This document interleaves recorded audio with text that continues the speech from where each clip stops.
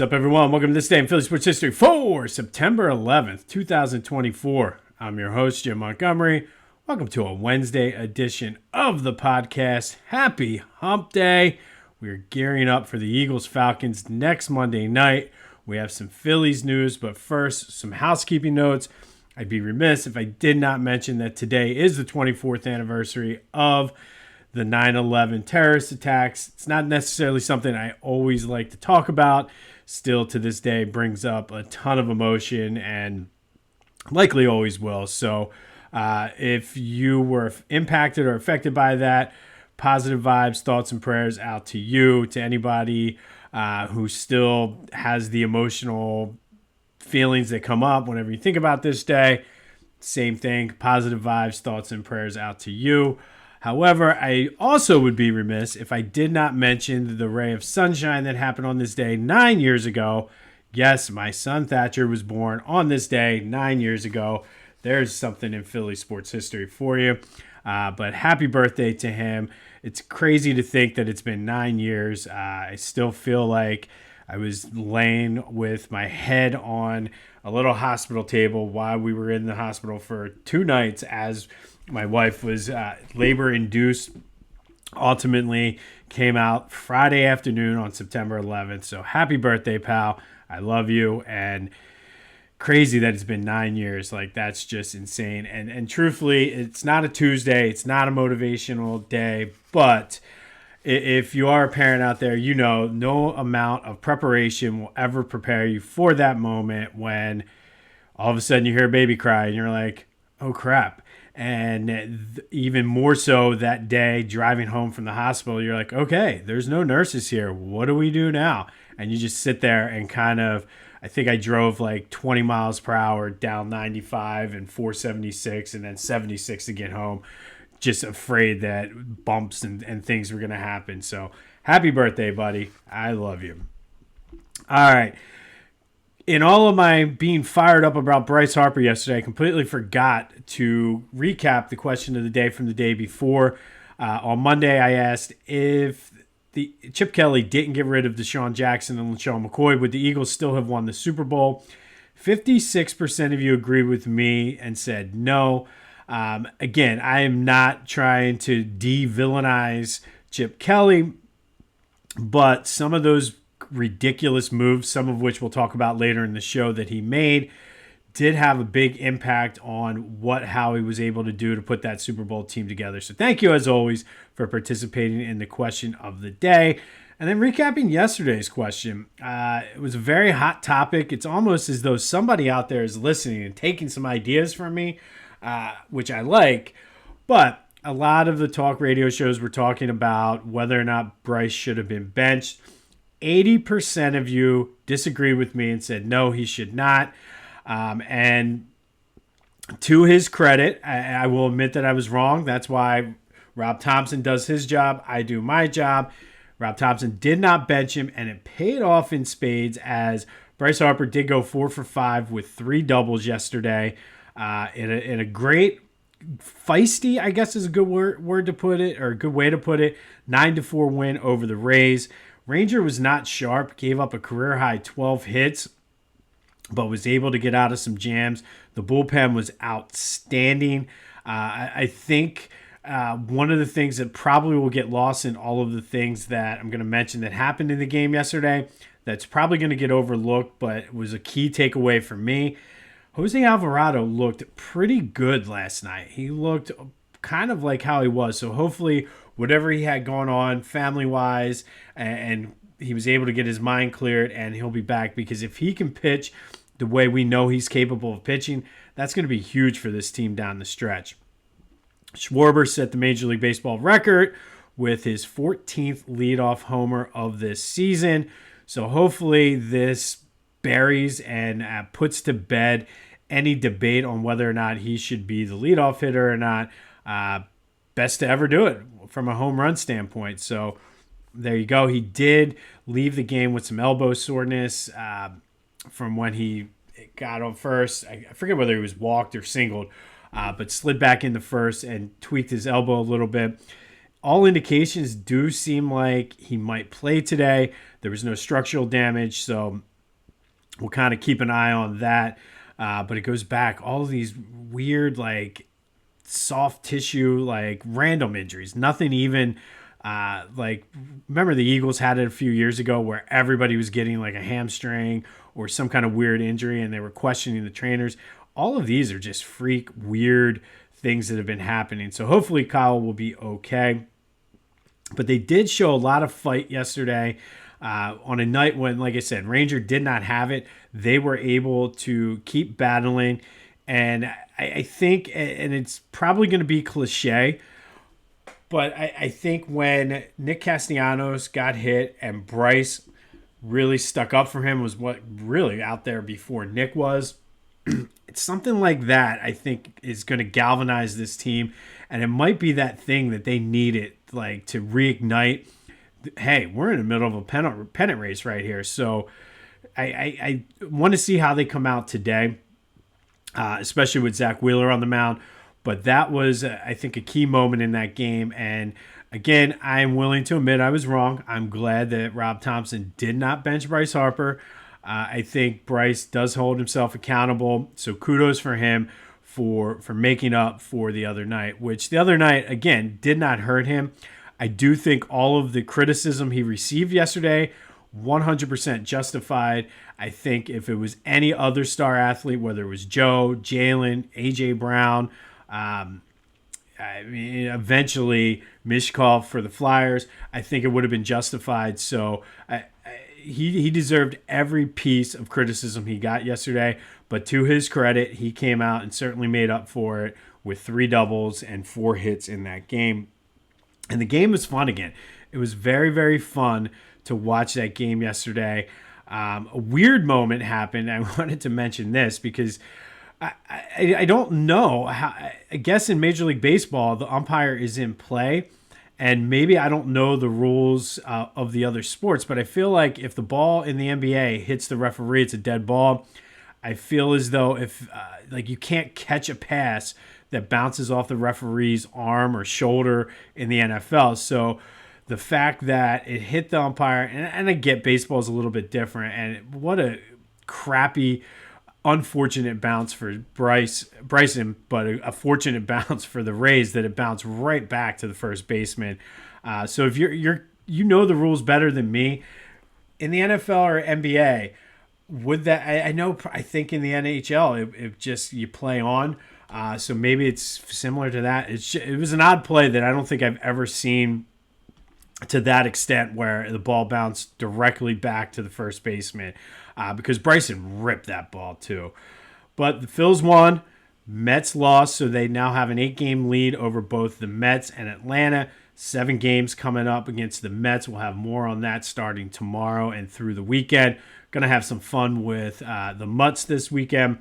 Milwaukee, they're still 3.5 games up on the 2nd seed and 1 game up on the Dodgers for the 1st overall seed. And again, I'm not too concerned which one of those spots they get.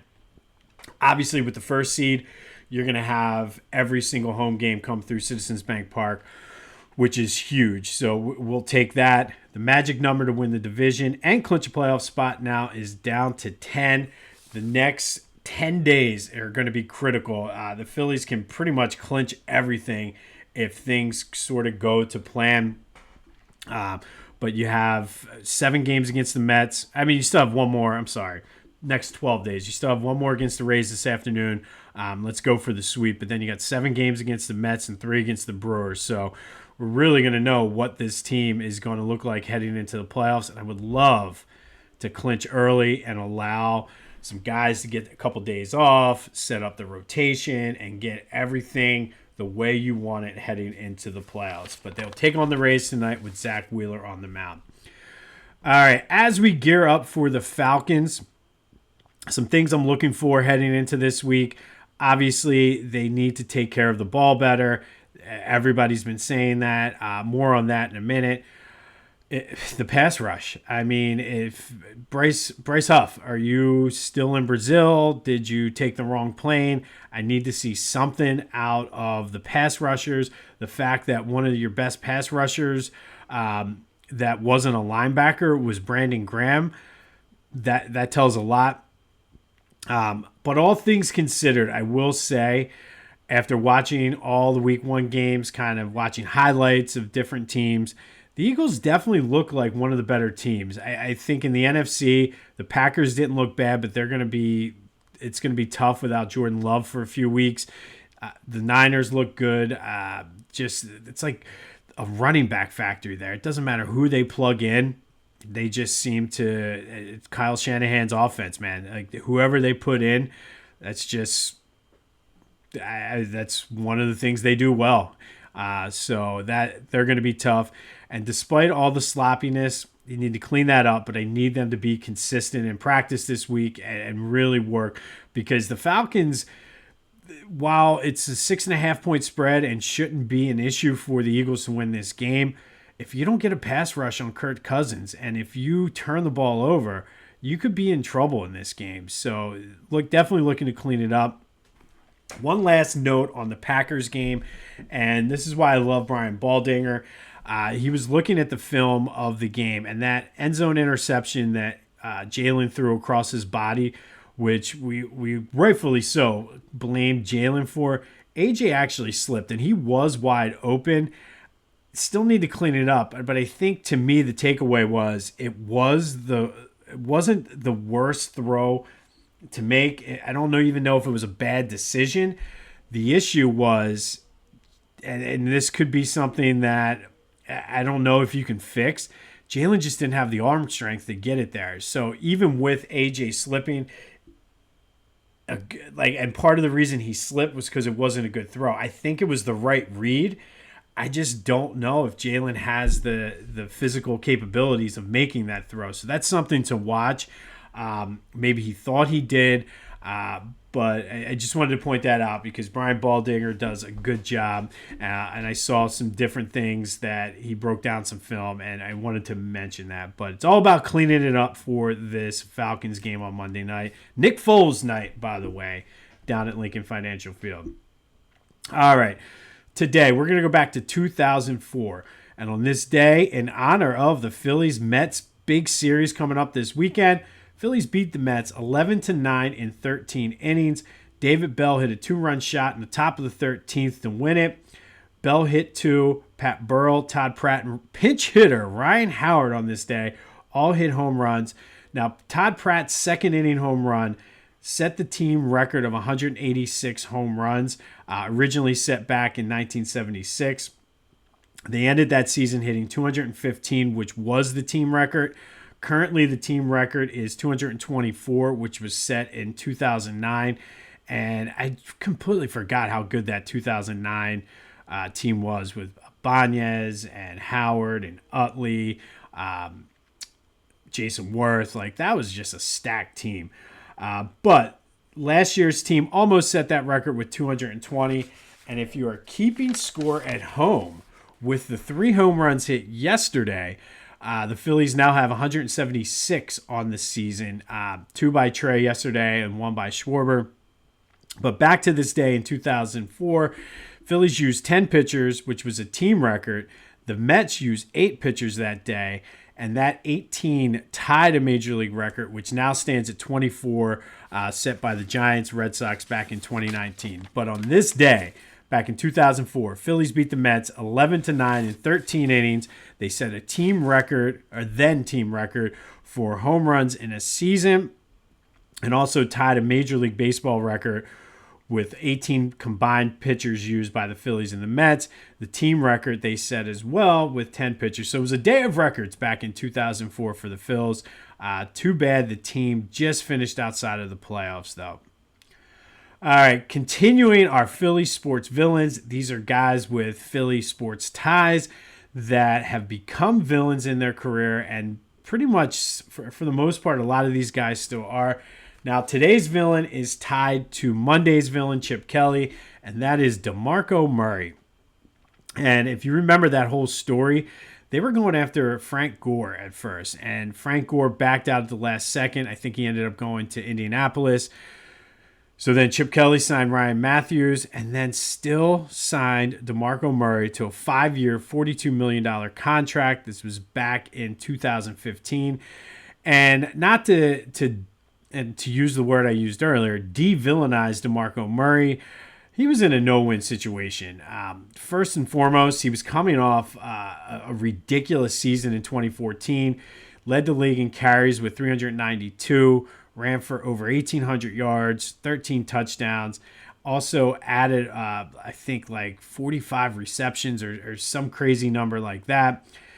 No way he could duplicate what he did the year before. So he had that going against him, and the fact that he was replacing LeSean McCoy, who nobody in the fan base wanted out of Philly to begin with.